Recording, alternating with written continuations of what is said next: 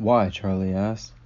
Rondo leaned forward from the back seat. We're going to pick up a buddy of mine. His name's Oscar Oliver. He used to play football with him back in high school. At this point, Charlie had one hand on the steering wheel and one hand on Vanessa's thigh. I remember Oliver. Didn't he get expelled for catching the science lab on fire? Rondo laughed. Yeah, somehow the crazy bastard set fire to the air, basically when doing an experiment, and cut Miss Loud's eyebrows off. She had to walk down the aisle next week. She got married with Sharpie eyebrows. Man, those must have been some good wedding pictures. Vanessa looked back. Why do we need him? Rondo felt offended. Him and Oliver had known each other for 4 years, and they had known her for all of 5 minutes, and now she's in the car. She's been in the car. We're going to need to find a way out of this, and I think he's our best hope.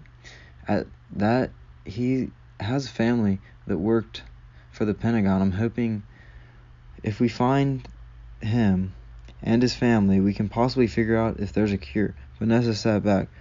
Well, that's good and all, but what about the short-term plan?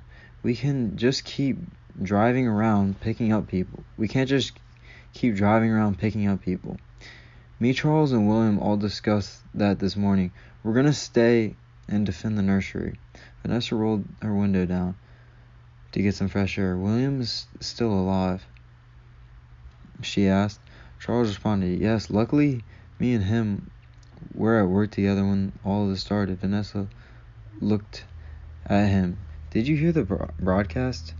Charles responded, yes. She said, shortly after that, the news went dark. There was no filter. People were getting killed in the middle of the street. Hospitals were overrun with wasters. It was complete chaos. Meanwhile, a group of survivors that calls themselves the Wasters sets its eyes on the nursery. As their leader, Alan Lee, looks at the land and sees many of the same qualities that William and Rondo had seen, such as its fences, arable land, a lake that offers water, as well as golf carts for patrolling the property. He looks at his friend, Alex Alexander, and says, we need to live there. Alex looking concerned. What do you mean? Alan looked at him. He appeared angry. Don't you see? That land is superior to anywhere else we find. Everything we need is all in one place. All the low price of killing 4 strangers. Alex handed him his M16 and said, all right, then we've got some work to do then. To be continued.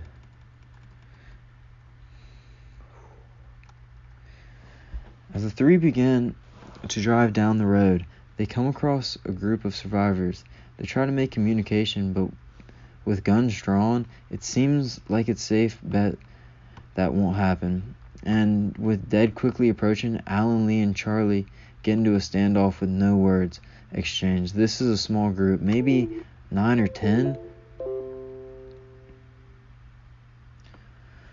But they did not seem like the friendly kind, and the 3 survivors were not going to stick around to figure out. Without saying, our group of survivors gets into Charlie's car and continues down the road in hope of finding Charlie's good friend Oliver. Oliver goes by his last name, as he's often mad, which would lead to many people making fun of Oscar the Grouch teasings in his youth. Him to go by the name of Oliver. Upon arriving at Oscar's, he runs out of the house, and 5 gunshots are heard before he runs out. He runs to the car as dead approach and hops into the car just at the nick of time. He says loudly, what in the hell is going on? Why did half of my family just try to dig their teeth into my body and tear me to shreds?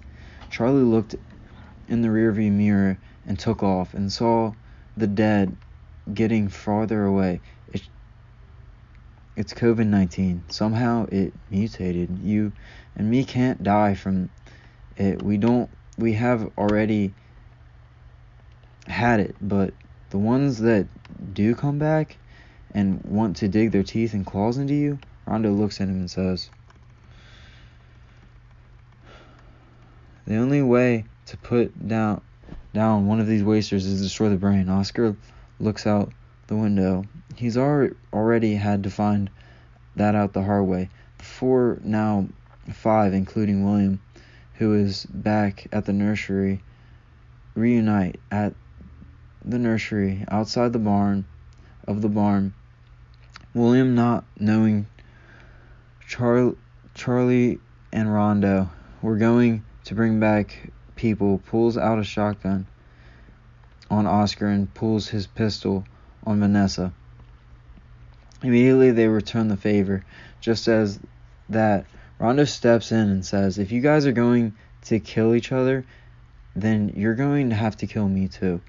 They all lower their weapons and begin to talk. Who are they? William asks. This is Vanessa, and that is Oscar. Oliver looks at Charlie. You know I hate that shit. William, a little surprised, looks at them. Says who?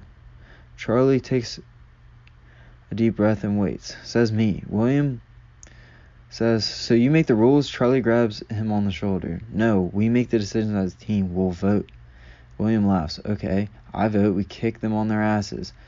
They've survived this long without us. They can now too.